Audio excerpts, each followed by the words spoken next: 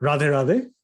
On Sunday, December 19th, 2021, Mummy and I are here to present a recap of today's Bhagavad Gita study session.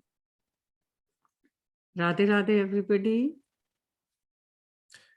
As we discussed, we started off with the quiz, and that was for the verses we completed 2 weeks ago, covering chapter 4, verses 15, 16, and 17.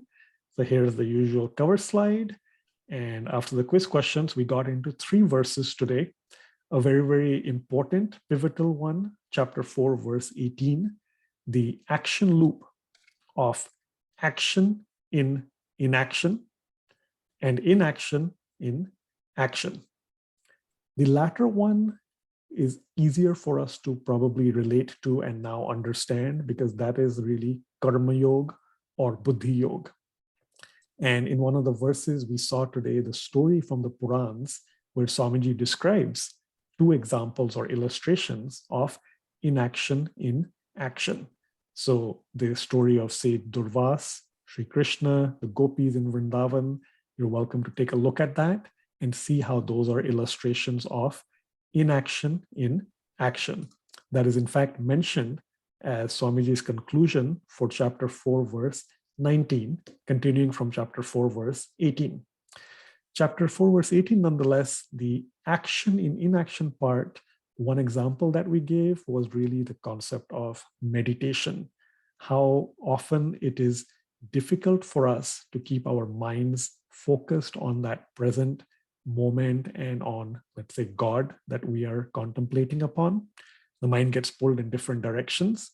We're trying to perform what is known as inaction, but the action part is needed to bring the thoughts back.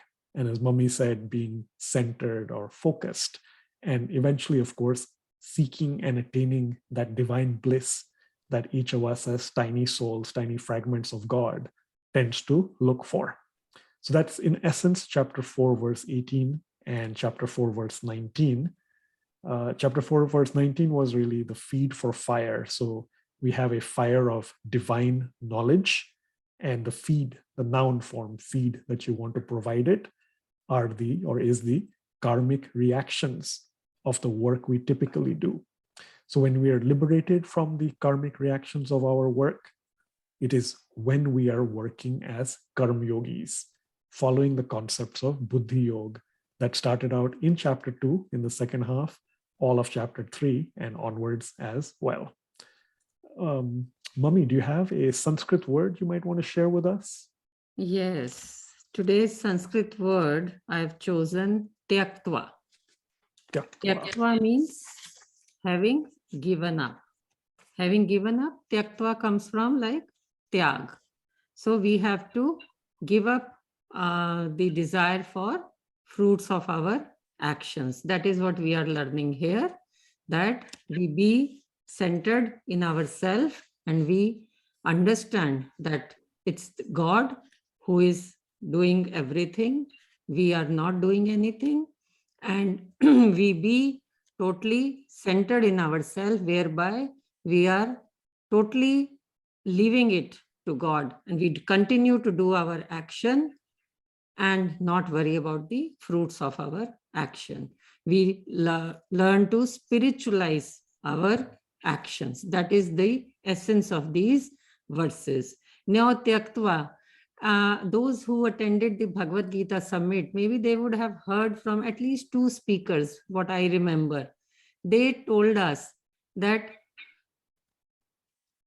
tyag, tyag, tyag, you know, when you say Gita, Gita, Gita, Gita again and again, then it comes to tyag, tyag, tyagi, tyagi, tyagi. And that is what basically the real essence of Bhagavad Gita, that we learn to renounce, we learn to give up these material pleasures, we learn to give up the fruits of our actions.